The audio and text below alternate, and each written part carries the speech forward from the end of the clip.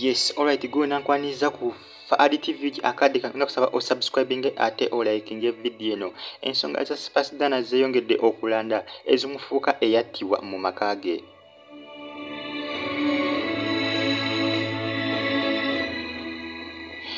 Jjukira ng'olunaku olwokubiri olwa wiiki ewedde ng'ennaku z'omwezi zaali nnaku z'omwezi 5 omwezi gwadde mwezi gwa musanvu guno gwe gwennyini omwezi ogwa July. Asibiddwa omuvubuka yattibwa mu maka ge sayidi zaawali maka ga Asibiddwa ssaawa 3 ez'ekiro. Omuvubuka yattibwa olunaku lwa Mande ng'ennaku z'omwezi 4 zaali ssaawa 3 ez'ekiro okumpi n'amaka ga Asibiddwa, wabula abatuuze balumiza nti Asibiddwa ba bodyguard be batta omuvubuka ono.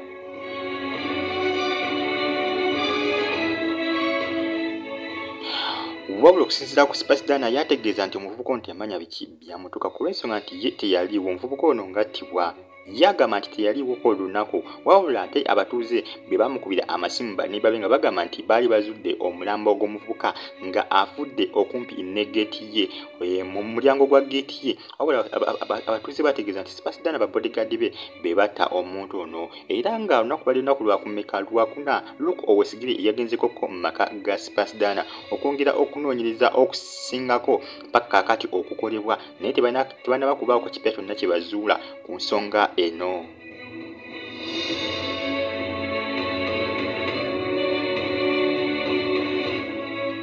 Wabula okusinziira ku Fred Enanga omwogezi wa poliisi ategeeza nti olunaku lwe bagendako mu maka ga Asibiddwa baddemu okwongera okunoonyereza okusingako kwe baakola mu ntandikwa. Luke Owesigire yaliyo olunaku olwokunu olwa wiiki ewedde, ono yali agenze okubaako kyanoonyereza ekipya ku nsonga eno ey'omuvubuka eyattibwa mu maka ga Asibiddwa amanyikiddwa nga Nsamba Richard. Bazadde ba Nsamba Richard bagamba nti baagala mutabani waabwe afune okugamba baagala afune obwenkana olw'okufa kwe, kuba balumiza Asibiddwa yali yamugamba okumuwa kolabo, era nga mutabani waabwe yali yamuwa obukadde 10 obwa Uganda basobole okukola kolabo, era ng'eno kolabo yali yakolebwa ewa Nesimpan Production producer omu amanyikiddwa nnyo okwetooloola Uganda yaffe eno.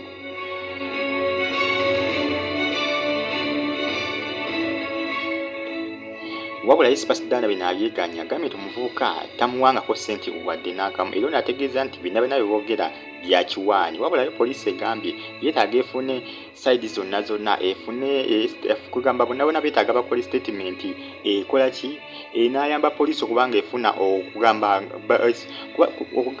enayambako poliisi okufuna amangu obujulizi, kuba poliisi yegamba egenda kulemera ku musango guno mpaka nga bazudde ekituufu. Wabula abasinga bategeeza nti ba bodyguard ba Asibiddwa mbu tebasulawo mu maka mbu, era bagamba omuvubuka ono ayinza okuba teyattibwa baki ba bodyguard ba Asibiddwa olw'ensonga nti ba bodyguard be tebasulawo, Asibiddwa asulawo bw'omu, era nti no ba bodyguard oluva okukola bati Asibiddwa nga bamaze omukuuma emisana bo nga bakwata gaabwe nga naye ayingira mu maka ge nga yeggalira. Wabula ate kisinga okutawula kugaba bino ebintu bitawula banaye birumya n'omutwe ebintu bya Asibiddwa. Ensonga za Asibiddwa zirumiza ddala omutwe, kugamba byongera kulanda lunaku olukya. Asibiddwa yayitibwa ku lunaku lwakubye poliisi y'e Katwe abeeko statement gy'akola, naye poliisi yamugyako statement era zaali ziwera ku olwo lunaku, naye ate era poliisi tina kipya na kimu kyeyazuula, tena na kipya kimu kyeyazuula, kuba Asibiddwa statement zaawa mu kusooka ate zaawa ne ku mulundi oguddako nga bazzemu okumita. Kugamba poliisi etabuddwa ekyokola ensonga nti byo bikyagaanye ensonga za Asibiddwa zo zigamba poliisi zikyayinze.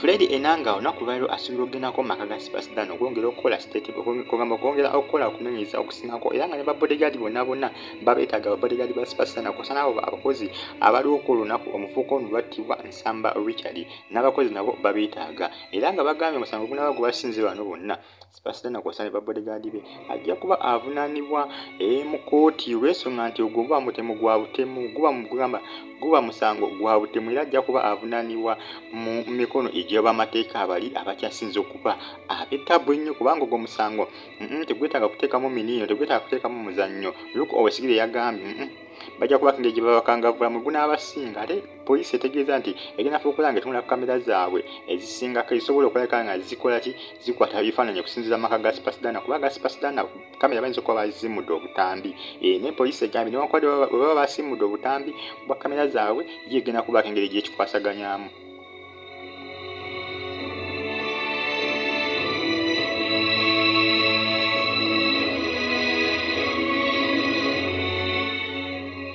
Era nga poliisi etegeeza nti Superstar baba basimuddemu obutambi mu kamera zaabwe. Ffe kamera zaffe zisobola okulabika nga zakwata ebifaananyi bimu ku ebyo ebyali bigenda mu maaso mu maka ga Superstar ko olunaku olwati olw'Emmande essaawa zaali 3 ez'ekiro omuvubuka ono lwe yattibwa. Abatuuze ku kyalo ekyo kw'ossa ne bakyamaani bo bagamba nti Superstar tebamanyiiko byamaanyi nnyo biri awo kubanga abayimbi bonna abasinga balina empisa ezaabwe. Ye abayimbi abasinga nga beeyisa bubi naye nga abakyamaani b'oku byalo tebabimanyi kuba ye kyamaani agamba tamanyi oba Superstar alina empisa embi oba talina mpisa mbi kuba yagamba ye talina kyamaanyi nnyo kyamumanyiiko just amumanyiiko nga alina mukwaya ajala kw'ossa n'okugamba n'okumanya nga omutuuze asula ku muluka gwa kulembera kyamaani ye bwe yagambye naye nga ebimukwatako ebisinga talina kimu kyamanyi kuba yagamba omuntu bw'ajja amusaba ndagamuntu kw'ossa n'ebyo ebintu biba bimukwatako tamusaba kyamaanyi nnyo kirala kikola kisingako ku ekyo kyamaani w'ekyo kitundu Superstar kwakola ki kwakasiba.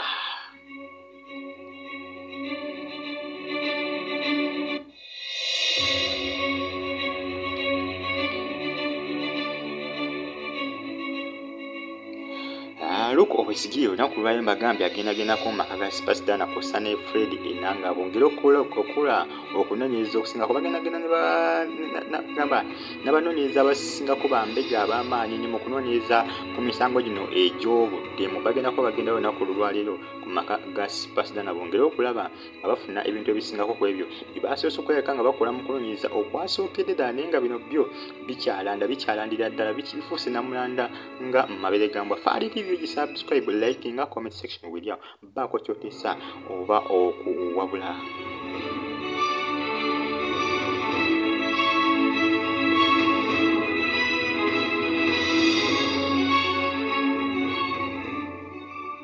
Era nga Superstar ayinza okakana nga agenzeko mu Kadukulu okumala ennaku eziwera kuba poliisi egambye bwe naaba nga byongedde okulaga nti Superstar yalina omukono mu kutta omuvubuka ono bajja kusooka bamusibekokko ebbanga nga poliisi nayo bw'ekola okunoonyereza tebajja musiba yekka bajja musiba ne ba bodyguard be kw'ossa n'abakozi abaaliwo ku olunaku omuvubuka ono amanyikiddwa nga Nsamba Richard olunaku lwe yattibwa.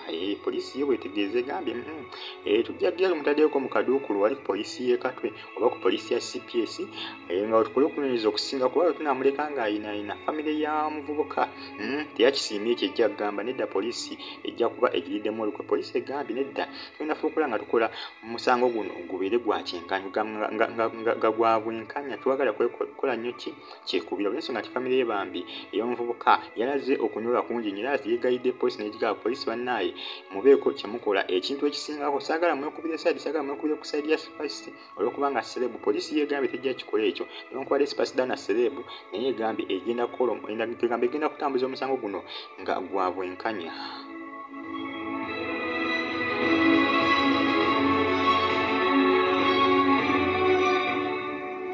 Era ng'olunaku lwaliyo mbagambye maka ga Superstar bambega abasingako bagenda kuba bagendayo beetaaga bafuna obujulizi obusingako kuba obujulizi obwasooka baagala kakasiza ddala kituufu Superstar yatta omuntu omuvubuka oyo oba nedda kituufu omuvubuka yali yamuwa akasente kagamba obukadde 10 kuba famire yegamba nti omuvubuka yavaako olumwawaka olunaku lwe bamutta ng'agamba nti yawa Superstar na ssente obukadde 10 ate abazadde bategeeza nti mwaka gwa 2019 nga guggwako nga tunatera okuyingira 2020 mutabani waabwe yatwala obukadde 10 n'abukola tina bwa Superstar nga bwakola wabula ekyabalemesa gwali mugalo gwa lockdown wabula Superstar yamusuubiza n'amugamba nti mwaka gwa 2022 bajja kuba bagikola kolabo gye yali yamusuubiza naye ate kolabo byafuuka bya kolabo nga byafuuka by'amalusu. Superstar akanya kulimba mutabani waabwe akanya kumutimba nga bwagenda babodyguard bamulemesa okuyingira n'asalawo naye ayite waggulu ku Komera naye nga bazadde bagamba nti Spice babodyguard be bata mutabani waabwe newankubadde agamba nti babodyguard be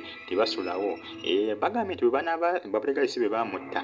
Manager Lodge ayinza okuba amanyi ku nfa ya mutabani wawe. Manager Lodge ye manager wa Superstar ayinza okuba amayitire ku nfa ya mutabani wawe. Kuba Manager Lodge asoma mu kikomera ekya Superstar. Basula bonna just ennyumba zizaawukana naye nga bali mu kikomera kye kimu. Musubscribing RTV liking comment section weri awo. Musubscribing liking video eno ate mu commenting mubeeko kye muteesa ku video eno. Mbasibiddwa no mubeere bulungi mweraba.